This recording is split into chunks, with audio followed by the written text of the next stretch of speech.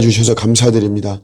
또 어제는 참 오랜만에 대면에서 우리 같이 성도들과 함께 예배를 정말 드렸습니다. 감사드리고 저희들 또 오늘 하루 우리 일터에서 또 세상 속에서 삶 속에서 살아가는데 어쩌면 정말 이 삶의 예배가 참 더 중요하지 않을까 요즘 같은 때에 또 이렇게 생각을 합니다. 실질적인 또 예배의 한 모습인데 우리 세상 속에서 일터 속에서 삶 속에서 오늘 하루도 또 신령과 진정으로 그렇게 우리가 마음을 다해서 살아갈 수 있도록 우리 주님 도우시고 인도하여 주시옵소서. 또 우리 북녘을 위해서 북한을 위해서 계속해서 기도합니다. 통일을 위한 또 통일을 향한 기도가 끊어지지 않도록 도와주시고 모든 것이 다 기도를 통해서 이루어지는 것입니다. 복음화가 이루어지고 이것이 총성 한 방 울리지 않고 평화적으로 이루어지는 이런 은혜가 임하게 하여 주시옵소서. 감사드리고 예수님의 이름으로 기도드립니다. 아멘. 오늘 주시는 말씀은 누가복음 17장 17절에서 19절입니다. 예수께서 대답하여 이르시되 10사람이 다 깨끗함을 받지 아니하였느냐? 그 9은 어디 있느냐? 이 이방인 외에는 하나님께 영광을 돌리러 돌아온 자가 없느냐 하시고 그에게 이르시되 일어나 가라. 내 믿음이 너를 구원하였느니라 하시더라. 아멘. 오늘 말씀은 이제 예수님께서 예루살렘으로 가시는데 사마리아와 갈릴리 사이로 지나가신다. 이런 이제 표현이 나오는데 말하자면 우회로로 가는 것입니다. 유대인들은 사마리아이나 같은 핏줄이지만 그러나 이제 어떤 역사적인 이런 문제로 인해서 사마리아 사람들을 혐오했죠. 그래서 예루살렘으로 갈 때 갈릴리에서 예루살렘으로 갈 때 사마리아를 통과해서 가면 좋은데 그렇게 하지 않고 삥 둘러서 이렇게 갑니다. 그런데 여기 우회로에 누가 이제 사냐 하면 나병 환자들이 삽니다. 나병 환자들이 사마리아 출신의 나병 환자들 또 유대인 출신의 나병 환자들 이 나병 환자는 공동체에 속해서 살아가지를 못하죠. 그래서 이들이 따로 사는데 이런 우회로 같은 이런 그런 곳에 이렇게 모여서 이런 나병 환자들이 살아갑니다. 이들을 예수님께서 치유해 주시고 근데 이제 사람들이 그 치유를 받은 한 사람이 와서 예수님께 감사를 하죠. 근데 예수님께서 말씀하시기를 내가 10명 치료를 해줬는데 어떻게 한 사람만 왔느냐. 근데 그 한 사람이 누구냐면 사마리아 사람이죠. 사마리아 사람들. 그래서 이방인이라고 명확하게 이야기를 하고 있습니다. 그러니까 이방인 외에는 하나님께 영광을 돌리러 온 자가 없느냐. 감사한 자가 없느냐라고 하는 거죠. 이 사마리아 사람은 유대인이 멸시하는 사람이에요. 그래서 우리가 잘 알다시피 요한복음 4장에서도 예수님께서 사마리아 여인 그 사람을 이제 치유하고 구원하고 하는 데 있어서 그 사마리아 여자가 말하기를 당신이 유대 사람인데 어떻게 나에게 말을 거느냐 이제 이렇게 이야기를 하죠.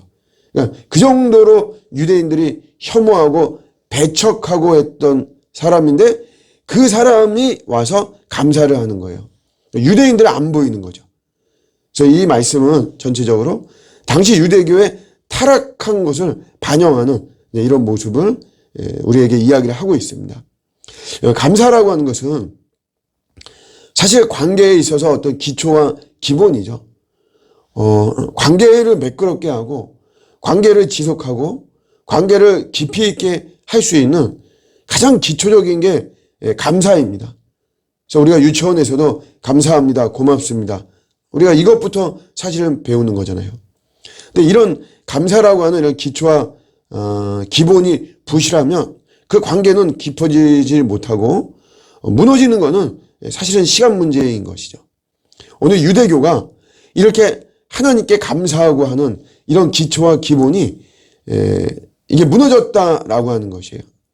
그래서 하나님에 대한 이런 감사가 상실한 유대교는 이건 이제 더 이상 소망이 없다라고 하는 것을 이야기를 하는 거죠. 이런 감사라고 하는 것은 우리가 사실 본능으로도 나와야 되지만 엄격하게 말하면 감사는 생각을 통해서 나오는 것입니다. 내가 생각해 보니까 정말 감사하구나. 부모님에 대한 감사가 본능으로 나와야죠. 그렇지만 우리가 생각을 할 때 더 심오하고 깊은 그 부모님의 사랑에 대해서 우리가 감사할 수 있는 것이에요.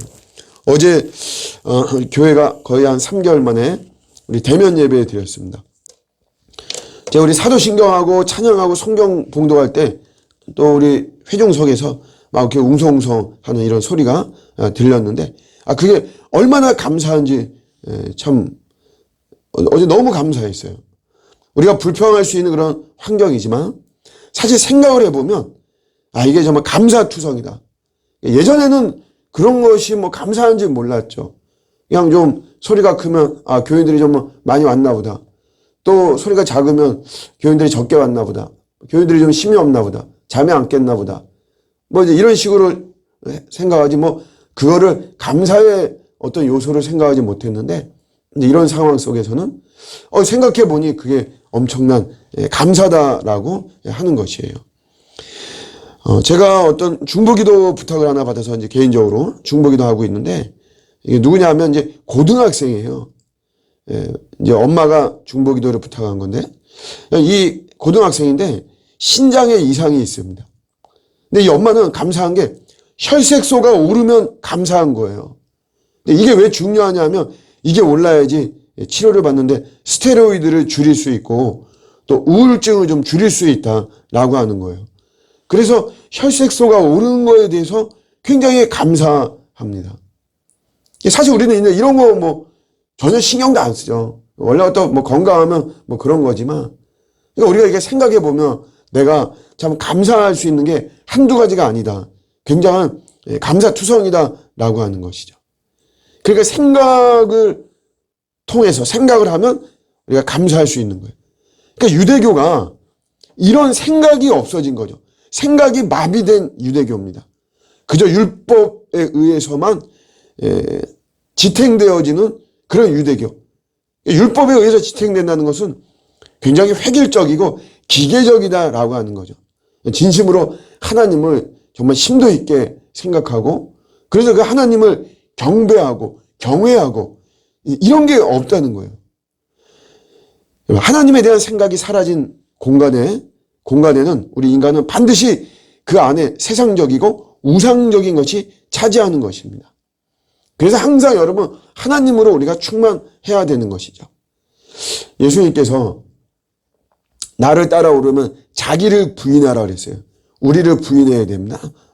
나라고 하는 이 실체와 실존, 또 그 안에 있는 나의 성향과 속성과 이런 모든 것들 이거를 부인해야 됩니다. 그러니까 어떻게 여러분 자기 부인은 이게 어떻게 가능할까요? 죄를 이겨야 된다 그러잖아요. 죄를 그냥 무조건 우리 타협하고 우리 어쩔 수 없는 인간이야. 내 안에 어떤 원죄가 이게 사라진 것이 아니니까 이게 꽈리를 틀고 있기 때문에 이거 어쩔 수 없는 거야. 이렇게 할 수는 없는 거죠. 죄를 이겨야 됩니다. 히브리서 기자가 우리에게 요구하는 대로 피를 흘려서라도 죄를 사실 이겨야만 되는 거죠. 근데 이거 어떻게 할 수 있을까요? 이게 하나님을 많이 생각하면 됩니다. 하나님을 더 많이 생각하는 것이에요.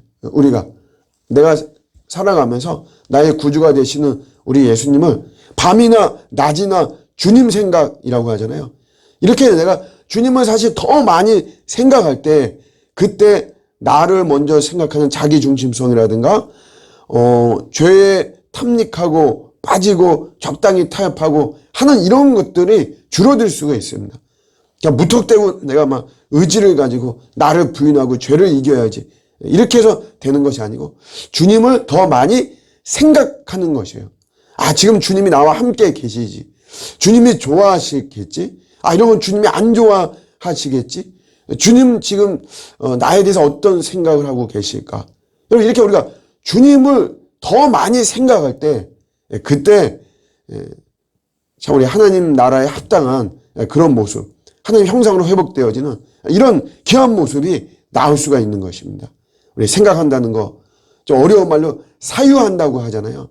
굉장히 중요한 것이고, 그런 것이 될 때 아무도 감사하지 않는 이런 속에서 내가 비록 사마리아 같은 그런 비천한 존재이지만 내 주님 앞에 나와서 정말 감사하게 주님께 감사하고 영광을 돌리고 찬양하고 할 수 있는 것입니다.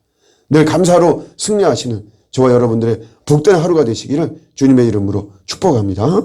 아멘.